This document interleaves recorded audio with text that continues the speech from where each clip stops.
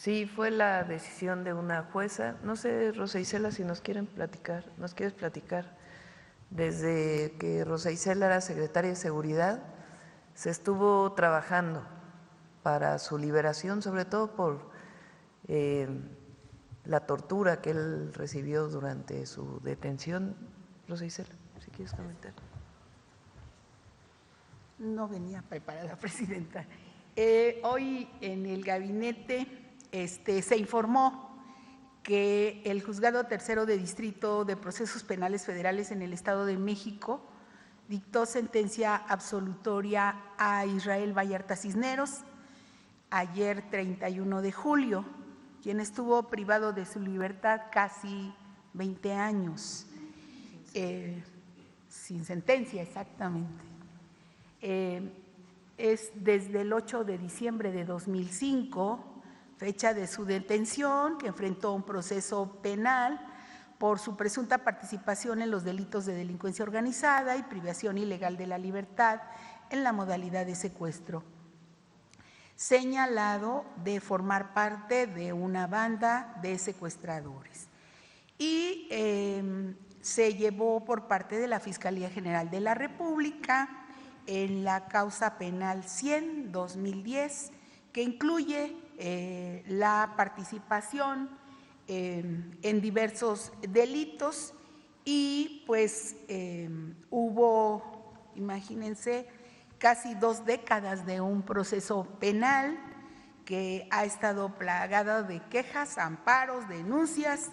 Durante el proceso se interpusieron al menos 10 recursos de apelación, se promovieron 6 juicios de amparo, se tiene registro de la interposición de 7 recursos de revisión y 3 quejas.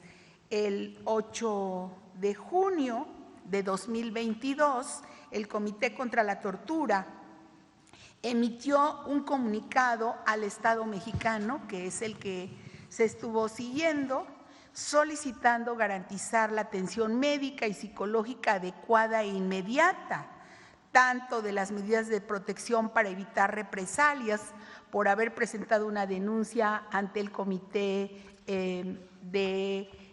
contra la Tortura, y también aplicar las medidas alternativas a la privación de la libertad.